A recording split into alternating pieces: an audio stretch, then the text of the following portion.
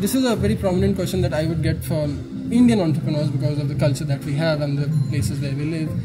How do you go about convincing your family, your wife, your girlfriends, or how do you prioritize things as such? What if anything crazy happens tomorrow? What if this isn't there? At least you have a job somewhere else, you get a paycheck, you get...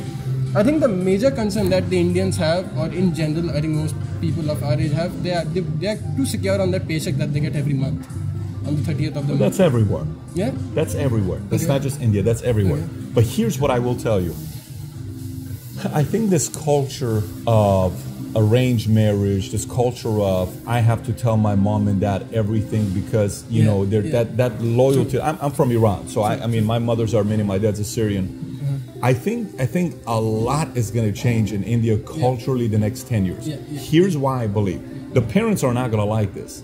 Mom and dads are not going to like, they're going to be very upset. Culturally, some places are not going to like it at all that this happens. Here's why it's going to change. This was the world before. This is how big the world is today. Very true. And what's starting to happen is your culture is bleeding into America. America's culture is bleeding into India. China, something they do right is bleeding into everybody. So everybody is kind of like, well, wait a minute, they do it that way. Why do you not do this, Mom? Why do you? So we're all learning from one another. And it's forcing parents and older community to say, I have to be willing to adjust. It's not easy, by the way, because when we came from Iran to here, my parents had a very hard time adjusting. But we had to learn how to do it, because if you don't, it's going to be 10 times harder. So I wouldn't worry too much about it. The one thing I am a big fan of is having sit-downs with anybody that matters to you in your life and having serious conversations with them. Actually saying, Mom, this is what I want to do. Here's why. And facing it.